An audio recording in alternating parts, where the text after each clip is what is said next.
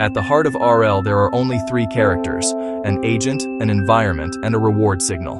The agent takes an action. The environment responds with a new state and a number, reward or punishment. That's it. From this crude loop, intelligence begins to crawl.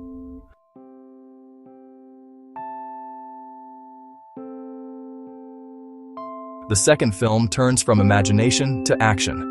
We explore reinforcement learning, the branch of AI where agents learn by trial and error, collecting rewards and punishments in simulated worlds. From Atari games to AlphaGo to robotic control, we break down Q-learning, policy gradients, and actor-critic methods in plain language and show why RL is both powerful and dangerously fragile. Imagine teaching a child to play a game by never explaining the rules. You just let them fail, over and over. That's reinforcement learning. No answers, just actions and consequences. It's how AI learned to beat Atari, humiliate world champions in Go, and control robots we'd be terrified to pilot ourselves. Tonight, we open the casino where algorithms gamble for reward, and sometimes learn to win. At the heart of RL, there are only three characters: an agent, an environment, and a reward signal.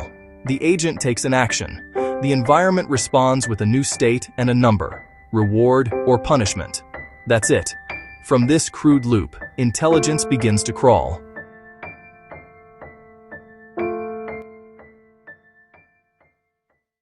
Early RL asked a simple question: if I stand here and do this, how good is that decision in the long run? Q-learning is a big table of answers. Every state action pair gets a score, updated over time as the agent stumbles through the world.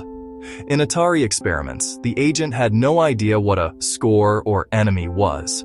It just learned that some pixels plus some actions led to more future reward.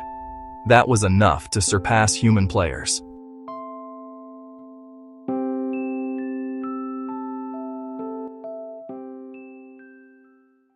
But for complex worlds, robotics, continuous control, the table explodes.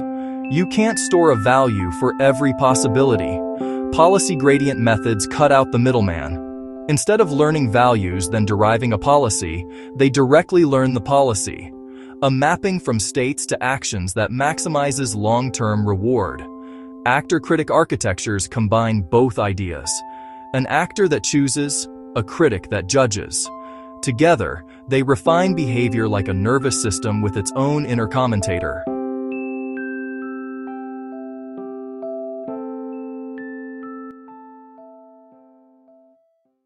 Deep RL pulled off miracles. Agents that outplay pros, control drones, optimize data centers. But it's brittle. Change the environment slightly, and behavior can collapse. Agents exploit bugs, hack reward signals, and sometimes learn shortcuts that look clever until they fail catastrophically in the real world. RL is not wisdom, it's obsession with a number. What we choose as that number defines everything. So we have two forces now: generative models that can imagine and reinforcement learners that can act. The real question is, what happens when we combine them? If you enjoyed this journey, don't forget to like, comment, and subscribe. Your membership is a small step for you, but a giant leap for BrainRootX.